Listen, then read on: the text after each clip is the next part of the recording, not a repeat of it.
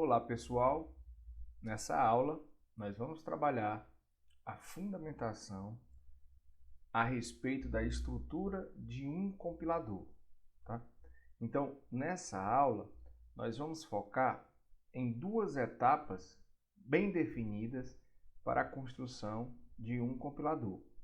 A primeira delas é a etapa que se refere à fase de análise de um compilador, tá? Responsável por quebrar o programa fonte, né, o programa de entrada no código numa linguagem, em partes fundamentais, tá, que vão ter um sentido para a forma de fazer análise dessa linguagem. Nós vamos determinar uma estrutura gramatical. A partir dessa estrutura gramatical, a gente vai definir como será identificada a construção das palavras da nossa linguagem, tá? De outra forma, a gente vai identificar como serão remontadas, né? Serão prototipadas a forma do código-fonte implementado para a linguagem que a gente vai desenvolver o compilador. E em seguida a gente vai dar uma criada para uma representação que a gente vai chamar intermediária.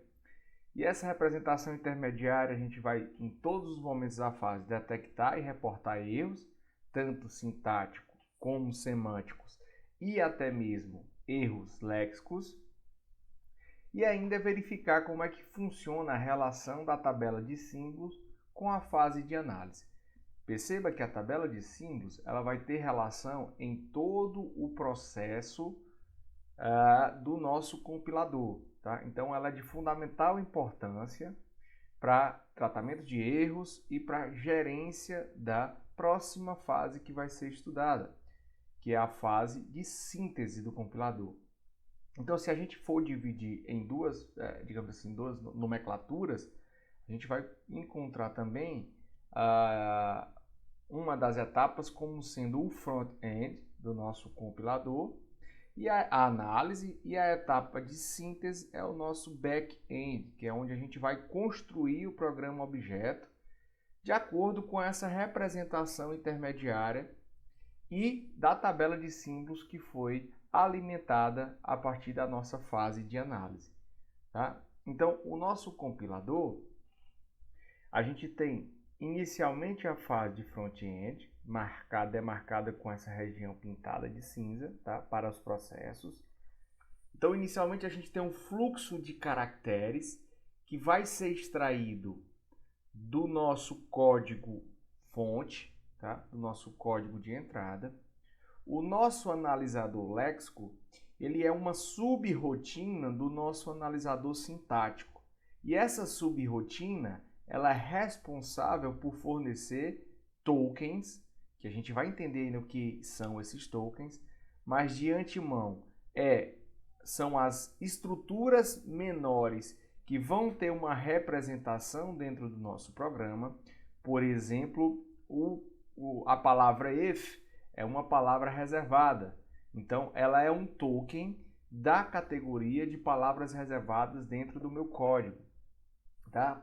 Por exemplo, também uma variável, né? Aliás, um conceito de variável, ela pode ser identificada a partir do reconhecimento de uma cadeia de caractere que demarca esse padrão de variáveis. Então, essa variável lida no código, né? Essa estrutura, ela vai fazer parte desse conjunto de tokens e eu vou ter que reconhecer padrões. Então, se a gente puder definir o que realmente é a característica do analisador léxico, é basicamente, através dos fluxos de caracteres, fornecer os fluxos de tokens a partir do reconhecimento de padrões. Reconhecimento de padrões. E quando eu falo padrões, eu estou me referindo geralmente a padrões como vai ser uma variável declarada, como vai ser a estrutura que define uma variável. Não necessariamente como vai ser a declaração, mas sim como eu identifico que aquele fluxo de caracteres é responsável por ser uma variável. Ou ainda, como eu identifico que ele é um comando if, por exemplo, uma palavra reservada, né? Uma palavra-chave da minha linguagem.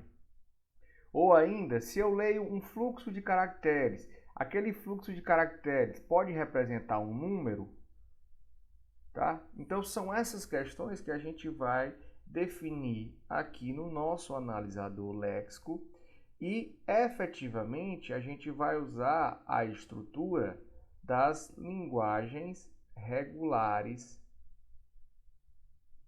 dentro da hierarquia de Chomsky, tá? Especificamente com a ideia do reconhecedor das linguagens regulares, que são os autômatos finitos. Bom, então, quando eu tenho um fluxo de caracteres e eu consigo fazer uma rotina que me permite identificar os padrões importantes e fundamentais para a minha linguagem, eu estou demarcando os meus tokens. Esses tokens, eles vão entrar na análise sintática e vão sair a partir da análise sintática com a nossa árvore sintática, árvore de sintaxe, né? Ou árvore sintática. Já no analisador sintático, a gente está preocupado em reconhecer, entre aspas, a formação da estrutura do código. Então, de que forma as sentenças desse código estão bem formadas sintaticamente, tá? E aí, nesse ponto, a gente vai estudar estruturas fundamentadas nas linguagens livres de contexto, também da hierarquia de Chomsky, tá? Logicamente, a gente vai ver mecanismos para tornar esse processo o mais eficiente possível. E ao final desse processo, a gente tem uma árvore sintática, que é, digamos assim, já uma estrutura intermediária que vai entrar no nosso analisador semântico. Então, o analisador semântico, ele vai se preocupar aqui no sentido daquilo que foi codificado, tá? Então, aqui nós vamos nos preocupar em algum momento em saber se uma variável foi declarada, né? Então, se ela já foi declarada, ok, tudo certo. Então, a gente pode passar que a semântica está correta. Então, são várias questões que a gente pode trabalhar aqui no analisador semântico com relação ao escopo.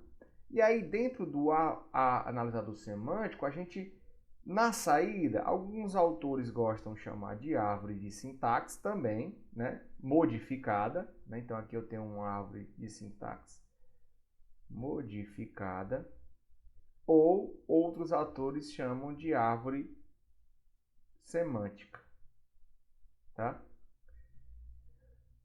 E daí eu vou finalizar agora a minha parte de front-end, digamos assim, com um gerador de código intermediário.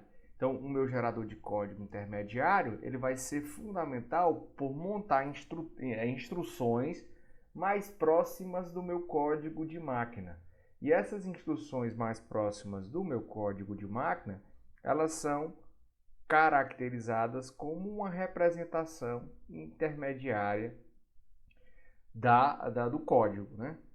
A partir dessa representação intermediária, a gente vai entrar na fase de back-end, ou seja, na fase de síntese, na fase de construção efetiva do código de máquina. E aí a gente tem um otimizador de código. Esse otimizador ele não depende da máquina para a qual estou desenvolvendo o meu compilador, o meu código de máquina. Ele vai ser responsável por apenas otimizar as instruções que porventura podem ser realizados a partir da representação intermediária como entrada, tá? Então a saída dele também é a mesma representação intermediária, só que uns autores chamam de representação intermediária otimizada. Há uma questão interessante aqui, tá? Nesse quesito do otimizador de código, porque ele é um item opcional dentro dos compiladores, tá? E aí algumas questões podem surgir. Às vezes, há uma demora muito maior para a realização da otimização. Então, às vezes, isso pode demorar bastante e não seria útil no nosso compilador. Então, o otimizador de código ele não é um item obrigatório, mas deve ser bem implementado para que ele tenha realmente um ganho no compilador da linguagem que se vai desenvolver.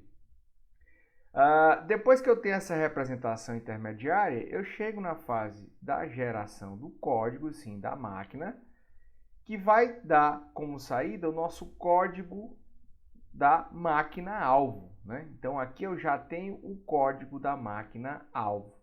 E, finalmente, eu posso ainda ter um otimizador de código que depende da máquina. Ele vai trabalhar especificamente para aquela máquina que eu vou gerar o meu código, tá?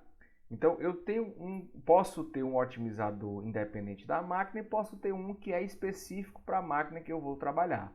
Esse item também é um item opcional dentro do processo de compilação, tá? Inclusive, alguns autores nem citam a separação desse otimizador de código.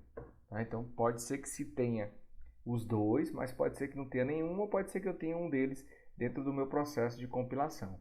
E, finalmente, o processo final é a geração do nosso código da máquina-alvo. Tá? Então, esse nosso fluxo de caracteres aqui seria o programa, o código que a gente vai ler, né? Então, o nosso programa fonte. Ao final de todo o processo, nós teríamos um código da máquina-alvo executando lá na nossa máquina.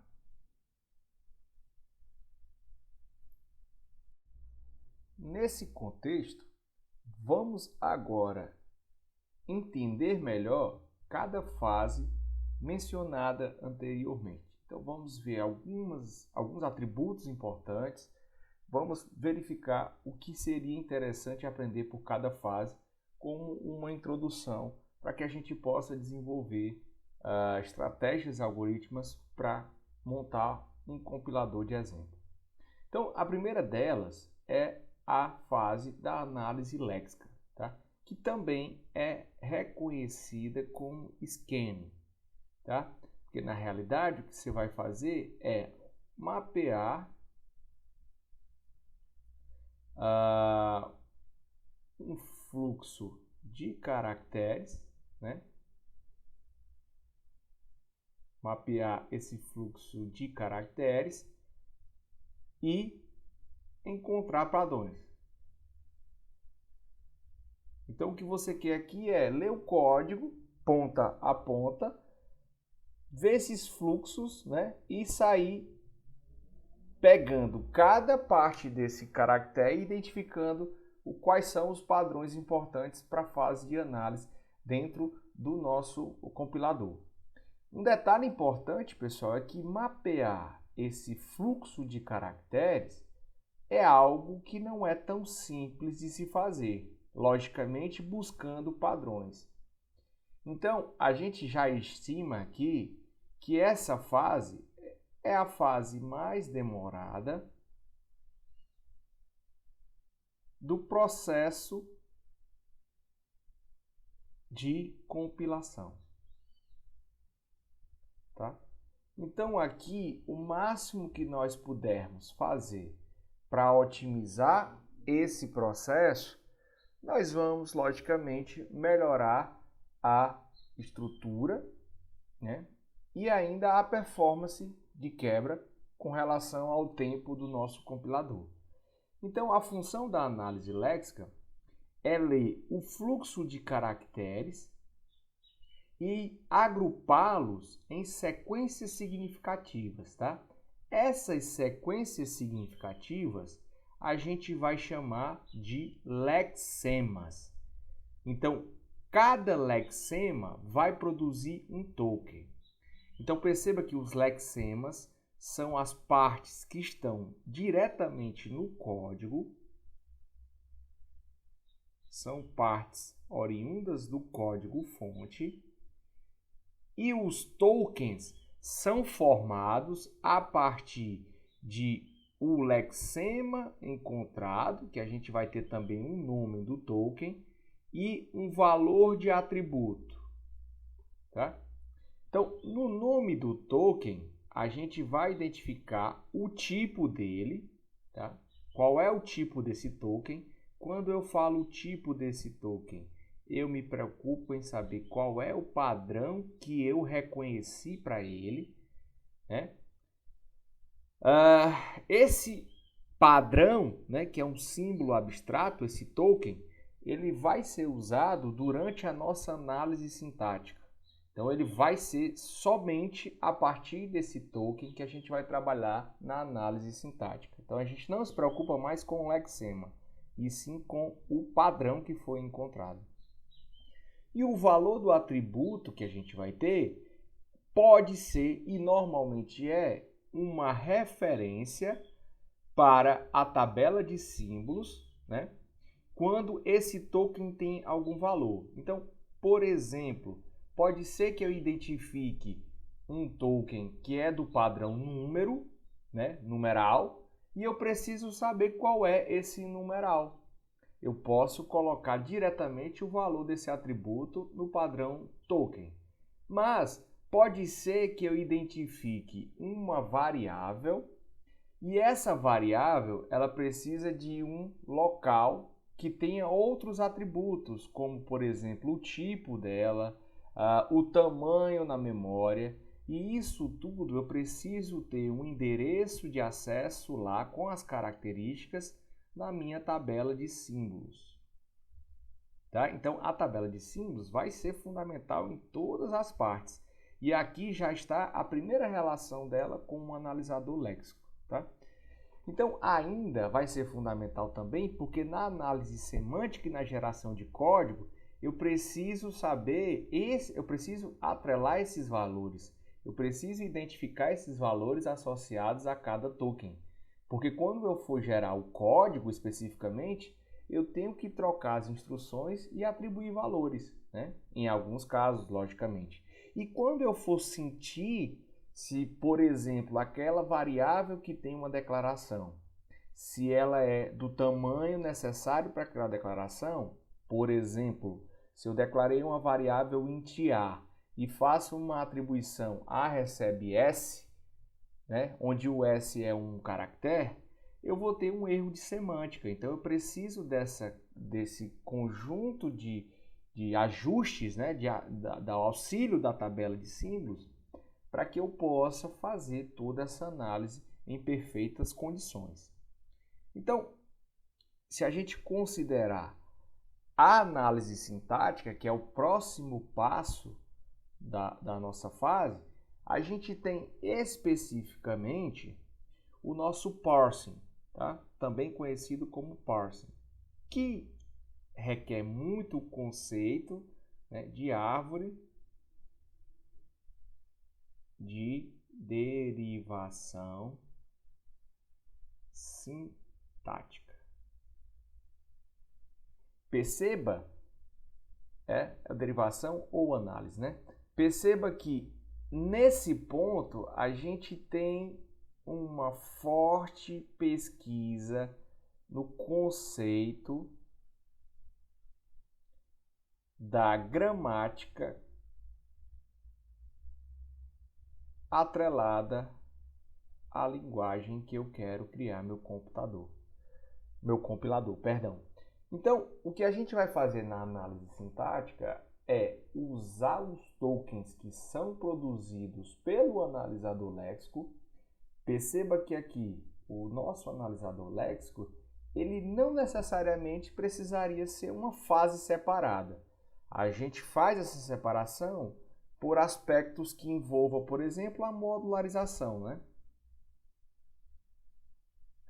Que pode facilitar a implementação, mas não necessariamente eu precisaria fazer esse analisador léxico fora da análise sintática, até porque esse analisador léxico ele pode ser considerado uma sub-rotina, tá? Mas é interessante fazer essa separação, tá?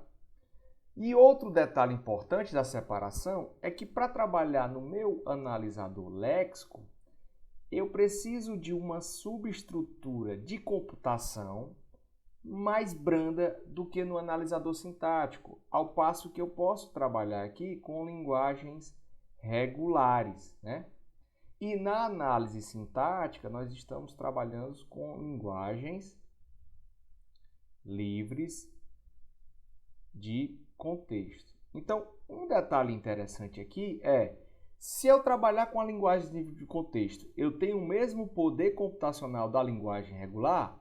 Verdade, é até maior, né? Então, uma linguagem regular, ela pode ser reconhecida, por exemplo, por um autômato de pilha, sem problema algum, né? Basta que eu faça o autômato e não use a pilha, tá? Então, o poder computacional dos autômatos de pilha é maior do que o que a gente tem da linguagem regulares com os autômatos finitos. Mas para que a gente faça um reconhecedor de padrões usando um poder computacional mais custoso, nós estaríamos caindo um pouco no aspecto da otimização da performance do nosso compilador, tá? Então, é interessante fazer essa separação porque eu posso usar uma subestrutura de menor complexidade para realizar a tarefa desse analisador léxico, tá? Então, o sintático vai produzir uma árvore de análise sintática que é a estrutura gramatical do fluxo de tokens. Aqui, a gente vai partir para as próximas fases a partir dessa estrutura gramatical, né? E aí a análise que a gente vai gerar, o programa objeto, vai ser de fundamental importância com a gramática que eu defini para o meu compilador. Então, a linguagem do compilador, ela é fundamentalmente importante na nossa análise sintática. É a partir dela que a gente vai definir as estruturas de composição para criar os nossos programas, ok? Mais à frente, a gente pode verificar os aspectos da análise semântica. Na análise semântica, nós vamos checar a consistência com a definição da linguagem que a gente estabeleceu, tá? Então, essa consistência se refere principalmente ao sentido da definição da linguagem, tá? Então, a gente precisa ter informações sobre tipos e ter essas informações na árvore sintática ou na tabela de símbolos. Para que a gente possa fazer, por exemplo, checagem de tipos, lá no analisador semântico, a ideia da correção, né, ou do casting, para fazer a adequação dos tipos, e você pode pensar em algum momento numa linguagem que tem o casting implícito, ou ainda o casting explícito, tá? Então, o casting explícito acontece naquelas linguagens em que eu posso, em alguns casos, converter variáveis que têm um tipo de memória reservada maior, né, menor em maiores. Então, por exemplo, um float a receber o número 10, né? Ou ainda uma variável que era um número 10 inteiro, né? O casting explícito, ele se refere diretamente à hora em que eu faço aquela conversão, né? Então, por exemplo, eu tenho um inteiro A, eu recebo aqui, um int e passo 10.5, né? Uma linguagem que eu possa fazer essa conversão de forma explícita. Todos esses aspectos, eles podem ser checados aqui na nossa fase da análise semântica. tá? Mais à frente, na próxima fase, a gente tem o gerador de código intermediário. Então, maioria dos compiladores, não sei se maioria, mas digamos assim, grande quantidade desses compiladores, eles vão usar essa representação intermediária, né? Antes de realmente gerar o código de máquina. Então, qual é a finalidade disso? Primeiro, é mais brando de se produzir, tá? Eu não gosto da ideia de fácil, porque é fácil para alguns, pode ser difícil para outros, mas digamos que é uma forma mais branda do que produzir o código de máquina, tá? E ainda a gente pode ter estruturas mais próximas para conversão lá da linguagem de máquina, tá? Então tem algumas estratégias que podem ser aplicadas diretamente sobre uma árvore, né, de sintaxe, que eu considero, ou uma árvore de sintaxe, né, que ela é aplicada a partir do final da análise semântica, né? Então pode ser uma própria árvore de sintaxe que vai gerar esse código intermediário, ou a gente pode trabalhar com uma estrutura do código de 3 endereços, que nós vamos entender como funciona mais nas aulas mais para frente, tá? Então essa é a ideia da geração do nosso código intermediário. A partir dessa ideia, a gente chega no otimizador de código, né? E aí a gente viu que eu tenho um otimizador de código que vai ser tanto independente como dependente de máquina. Então, o que ele faz aqui na realidade é tentar melhorar o código intermediário, ele vai tentar mexer nas instruções de forma que elas fiquem mais rápidas e que elas utilizem uma quantidade de memória menor para o nosso programa, para produzir o melhor código final. Então, mais rápido, menor, que vai consumir um número menor de energia. Um questionamento interessante aqui, pessoal, suponha que você está desenvolvendo um compilador para um dispositivo embarcado, tá? O nosso dispositivo embarcado, de certa forma, ele tem um sério problema com a questão da energia, né? Por exemplo, uma rede sensor, né, que usa uma bateria para o seu funcionamento, e aí, sei lá, ao final dessa bateria, essa rede não tem mais utilidade, porque não tem como ficar trocando essas baterias. Então, esse otimizador de código, se você está produzindo, sei lá, um interpretador, ele é de fundamental importância para que você não use energia desnecessária lá no teu processo, na forma de traduzir as informações. Então, por isso que é importante ter essa fase de otimização de código em alguns momentos, tá? A relação de independentes e dependentes de máquina é aquilo que a gente falou lá no slide de apresentação completa das fases do compilador. Você pode ter um otimizador que não se preocupa em aspectos fundamentais da arquitetura do teu processador, ou ainda de que forma vai se trabalhar para conduzir as melhores instruções para aquela máquina, tá? Mas tem as dependentes, que já vão ser específicas e adaptadas para aquela máquina e vão otimizar realmente o código para aquela máquina especificamente, né? Então, uma grande questão que a gente comentou até que quanto mais otimizações eu tiver, mais lenta é o processo de compilação, né? Agora, você pode chegar em algumas otimizações simples que vão levar a grandes melhorias. Então, essa relação de lentidão e melhoria deve ser equilibrada para que você possa optar ou não por essas otimizações no seu projeto de compilação, tá? Então, finalmente, a gente chega na geração de código. E aí o que ela tem ela vai receber como entrada aquela representação intermediária do programa-fonte, né? As estruturas bem definidas do programa-fonte. A gente vai ver qual é a linguagem objeto e vai fazer essa conversão. Aí eu tenho aspectos relacionados à arquitetura, né?